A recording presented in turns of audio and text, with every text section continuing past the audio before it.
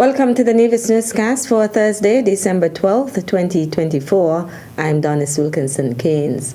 Minister of Water Services, the Honorable Spencer Brand, says he anticipates more than 1 million gallons of water per day will be added to the island's water system upon completion of an ongoing drilling project. Water and Oil Wells Services Limited of Trinidad and Tobago has been contracted by the Nevis Island Administration to undertake the project. And that contract was to the amount of $3.3 million. And we are hoping that at the end of this drilling exercise, we can see an additional 1.5 million gallons per day in the system. Drilling began on July 29, 2024. As noted by Minister Brand, so far 2 wells have been drilled and developed. The Maddens Well site number 2. After all of the pump test was completed, we saw a 125 gallons per minute, Madam President. It is estimated that from that 125 gallons per minute, we can derive some 144,000 gallons per day from that well. But I'll put a caveat here, Madam President. The team is telling me, Madam President, that we may not necessarily pump at 125 gallons per minute. They may settle around between 100 and 110 gallons per minute, Madam President. The water quality, of course, that is important. And the test from the Maddens Well number 2 is showing some 200 parts per million, which is a very good quality water, Madam President, for drinking. Well within World Health Organization standard, Madam President. Madam President, well site number 2 is presently capped. The drilling exercise at well site number 2 is completed. It is just a matter now for us to connect well site number 2 into our system. According to Minister Brand, the pump testing at Maddens Well number 1 is expected to be completed this week. With all of the assessment done initially, we were going to use about a 6-inch size pump. And they are saying nothing to August. This well has the potential to use the 8-inch or 9-inch pump. We are going to do some adjustment, drill a larger hole, and put a much larger pump there, Madam President, that will allow the island of Nevis to get a significant larger portion of water at well site number 1. And Madam President, the pump test should commence, I think it's tomorrow, and completed earlier next week. And once that is done, Madam President, we expect to have well site number 1 online as well, with over 200 gallons per minute, Madam President. And that, Madam President, will definitely be a game changer here on the island of Nevis. Minister of Water Services, the Honorable Spencer Brand, making his contribution to the NIA's 2025 budget debate on December 5th. In more local news. Done with it! Done with it! Done with it! Done with it! Done with it! The Department of Gender Affairs continues its efforts to bring awareness to the crisis of domestic abuse. The department recently joined the observance of 16 days of activism against gender-based violence, holding a march through Charlestown, calling on all facets of society to do their part to put an end to what remains the most prevalent and pervasive human rights violation in the world. I'm happy that you guys came out to stand with us. Each one counts. Each voice counts. I want to impress upon everyone that we ought to invest our time, invest our energy, invest the funds and the resources, invest in conversations, invest in not keeping silent, in moving. Every time you hear about a young woman being abused or a young girl being abused, in whatever form, you ought to speak out against it. You ought to speak out against it. So I'm very happy that everyone came out here to march with us. Cyrus Hendrickson, Director of the Department of Gender Affairs, also thanked the Cabinet of the Nevis Island Administration for leading the march. We need those who are in charge to support this vision and to stay in the fight. It is a fight. We ought to go down into the trenches and fight. Done with it! Done with it! Done with it! Done with it! Done with it! All right. The march culminated with a rally at the Villa Grounds, where Minister of Gender Affairs, the Honorable Janet Lisbeth, also made a call to end violence against women and girls. A lot of the statistics would show that 1 in 4 adolescents face some kind of abuse, some adolescent girl. And that is a scary, terrifying number that we are seeing. 25%. If you have 4 daughters, the probability says that one of your daughters have been abused in some way. And we don't want that type of society. Often in St. Kitts and Nevis, we say, it's man and woman business, and let's keep out of people's business.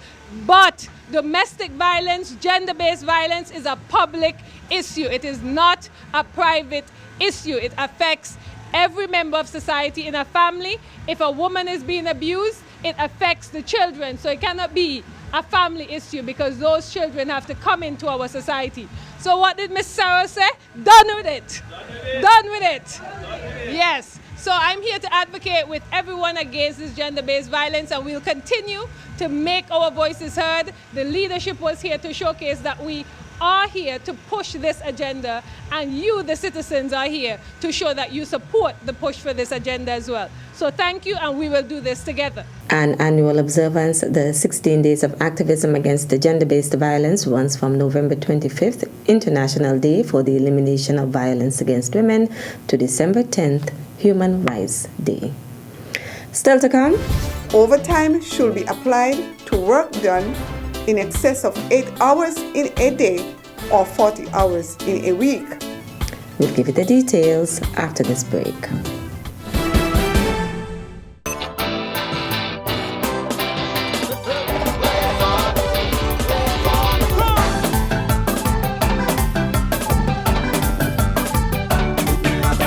Truly, one of the few places that has an untouched beauty that has captivated the hearts of many.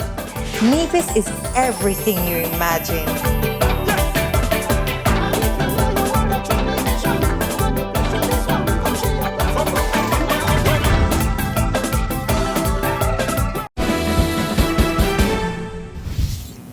Welcome back.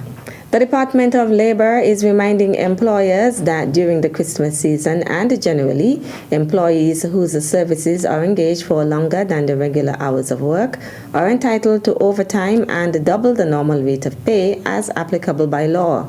Chief Labor Officer Juliet O'Loughlin notes that St. Kitts and Nevis operates a normal 8 hours per day and 40 hours per week.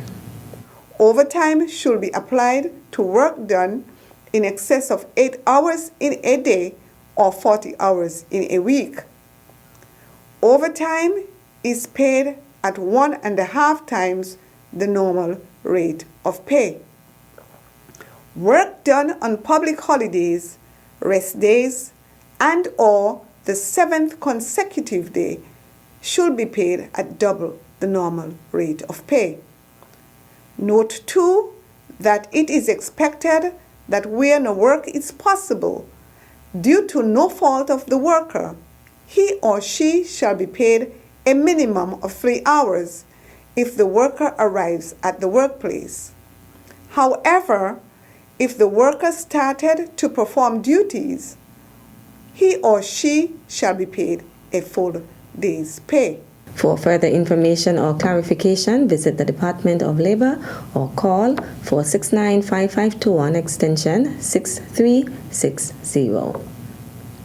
Still at Christmas, that will be the next major event hosted by the Department of Community Development as part of its series of events dubbed A December to Remember. A December to Remember commenced on December 4th with Christmas in the capital, the island's biggest Christmas tree lighting ceremony at the War Memorial in Charlestown, under the patronage of long-serving Nevis Red Cross Director Gloria Anslin of St. Paul's Parish. This Friday afternoon, the general public will be treated to a musical showcase in Charlestown. The second event we have coming up is Steel at Christmas, and this event will be held at the DR Walwyn Plaza in Charlestown, and this event will feature various steel pan performances as well as performances from the Combermere Symphonic Orchestra.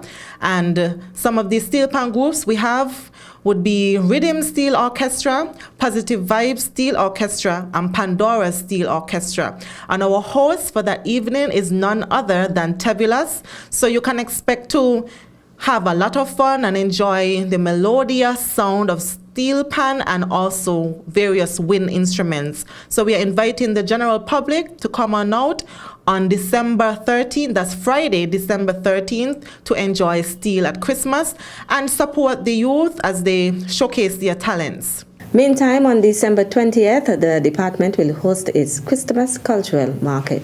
This event is geared towards promoting our traditional Christmas sports as well as our traditional Christmas foods and other things that we have grown over the years to love when it comes to Christmas. And this event will be held on Friday, December 20th at the DR Warwin Plaza. At the Christmas Cultural Market, you can expect to buy, because we'll have these items on sale, sarsipilla, tarts, local drinks, jams, sauces, cassava meal, fruit syrups, local wine, and various crafts will be on sale. The Nevis agro-processing unit as well as the abattoir will be there to also sell various meats and other agricultural products.